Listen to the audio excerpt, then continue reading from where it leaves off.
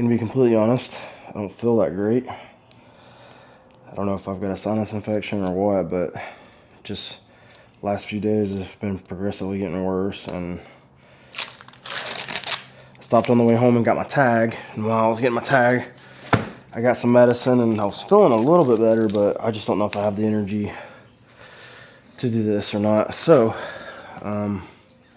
and I'm also not sure how this is gonna work, because this is a vent valve. I got it purposely because I thought it would be better, but I guess we're about to find out.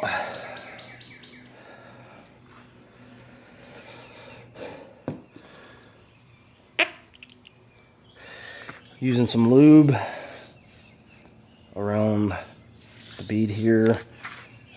People use many different things. They sell an actual lube for this that you can get on Amazon or maybe even local tire shop.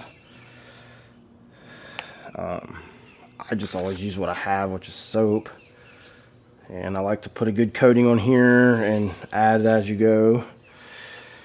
But I'll also put a coating around the wheel. Let's try and find the valve stem hole. We're gonna put it right here by this dot. It's where that part of the tire has more rubber. You want to put it near there, near the valve stem, to help with alignment purposes.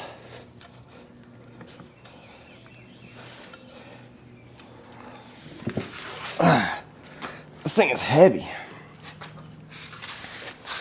but just getting the tube in was a task on its own. Okay. Finally got the tube in.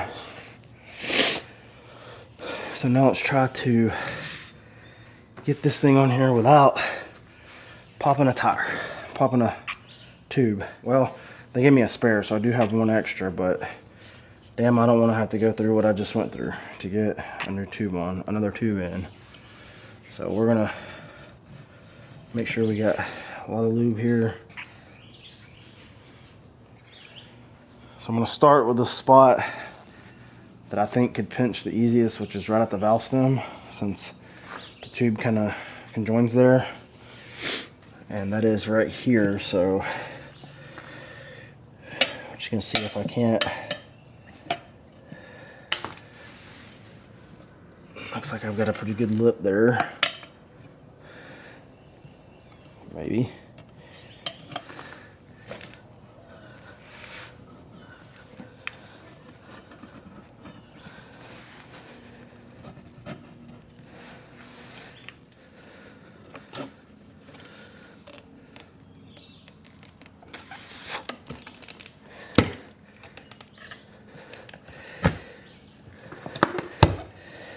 Phew. It's on there, and fingers crossed that I did not pinch the tube. So I'm gonna be so pissed if I pinch the tube.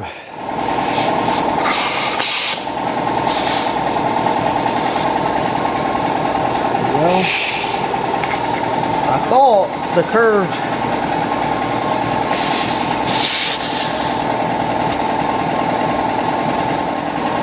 right at 50. I'm not even sure what this calls for. 42 psi. So we'll back it off a little bit to 45. Usually after I blow a tire up and I make sure the bead set, which I'm pretty confident this one set pretty quick, which is unusual to say because usually they don't, but I like to just bounce them a little bit. A lot of times if there's not a bead set, in my experience doing this will help the bead set better. So I'm pretty confident in where we're at with this. So this is my bobber style tag plate. Mounts here with the axle goes through. tag lights wired in. Size 10 millimeter on these specifically, and I'm not going to take them all the way off, just enough to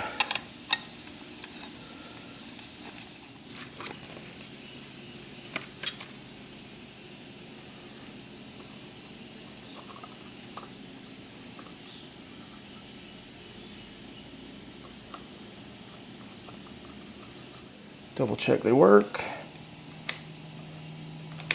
Sweet. So I've got to get this tire, and I like to use this jack to help sometimes, but I gotta get this tire in here, and I gotta get the brakes on the other side back on. Gotta somehow manage to get all of the little bits and accessories on with it. Alright, let's move this thing out of the way. It's scaring me right now.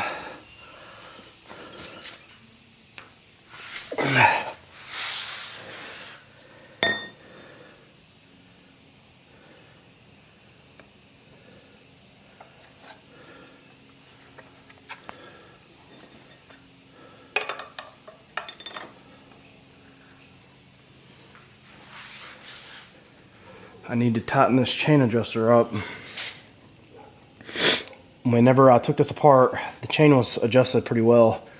I did not move this, I just moved this. So in theory, I should be able to go back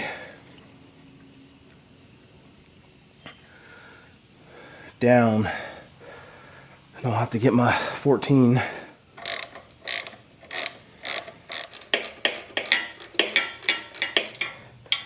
And while we're here, I'm gonna go ahead and hook my drum brake back up.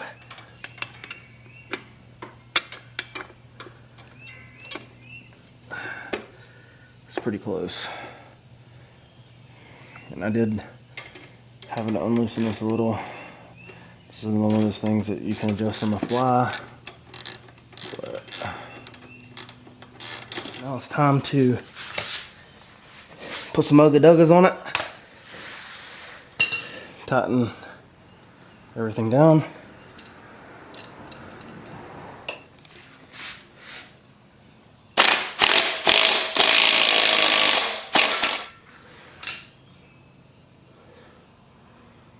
In case you're wondering, I don't use a torque wrench. I've never owned one, never used it on anything I've ever built. I'm probably asking for trouble, but here we are.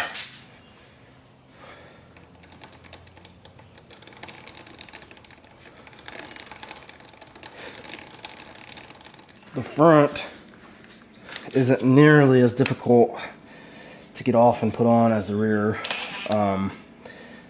This is pinch clamp, and it takes a 6mm hex head or Allen wrench. There's 2 of them. And then the axle is just a 17mm hex head. I had to special order this just for this bike. I ordered 2 of them, so I always have one. But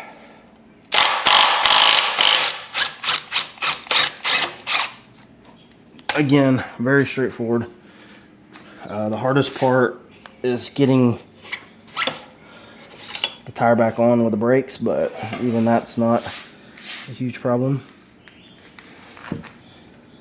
Alright, let the fun begin of getting this one off and new tube in and new tire. I didn't really find it necessary to film me doing the whole tire change again like I did with the back, even though I didn't really film all of the back either. So I just skipped that. Dogs are raising pain about something.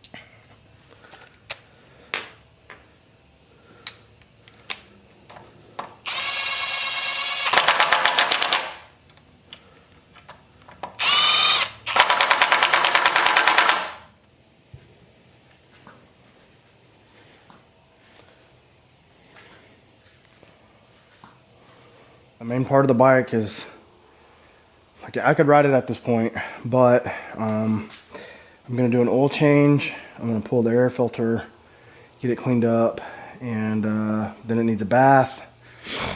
And I'm gonna clean up these white walls, shine up the tires, and change the fuel filter. This is probably one of the better methods I've seen to drain oil in a motorcycle. My buddy Hunter showed me this. Take a gallon jug, oil jug, Purple Power, whatever, cut the top out. Small enough to fit under there, but will hold most of the oil. So I think there's 3.1 quarts in there. So this should hold 5. Shouldn't have any problem holding the oil and the filter oil. So I don't think there's a good way to do this without just getting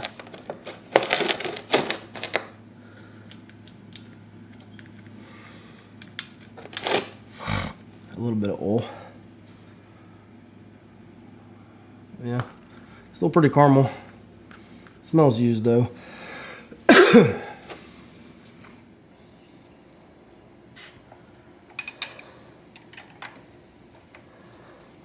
I'm not putting a K&N back on it.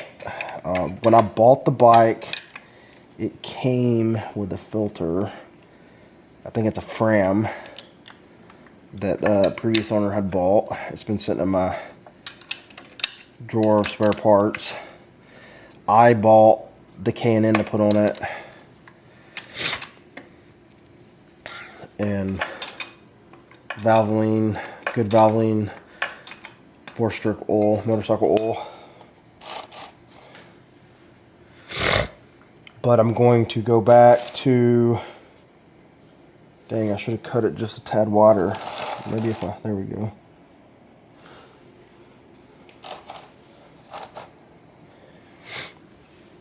I'm going to use the Fram because I have it, and I didn't want to wait on a filter to get in from Amazon. So I had a couple quarts of extra oil already. Went ahead and pulled the seat off while I'm waiting on that oil to finish dripping. And you can see new fuel pump, new wire loom. There's my glass filter, new harness to the back. There's the Ziploc that I was telling you about that's got my registration in it, an insurance card. All this stuff in here is brand new. I put it all in here myself, wired up everything. I got this new nifty little oil wrench. I'm gonna see how well it works. Well, I need to go the opposite direction a little to tighten it. They're not supposed to go but hand tight, but I've had bad luck with these filters coming loose, especially on motorcycles. So this is another one of those things that I bought that I didn't know I needed, that I will never go without now. The bike holds 2.2 quarts of oil if you're not filling the filter, 2.4 if you have to fill the filter. So it's got about, I don't know, 2.1 in it right now. So this makes it super simple. You don't get oil spilled all over everywhere. Easiest way to fill oil, and I do this with everything now. Cars, bikes, the boat. It's just so simple. Here's the last 0.4 to go in, or 0.3.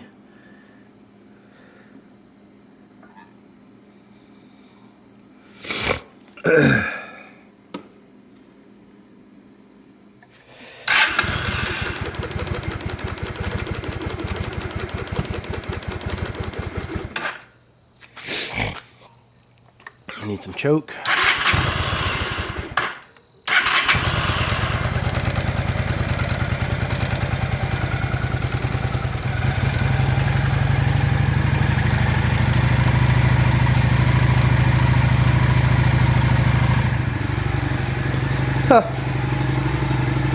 I think I'm shooting myself in the foot. Now the right side's out. Good grief.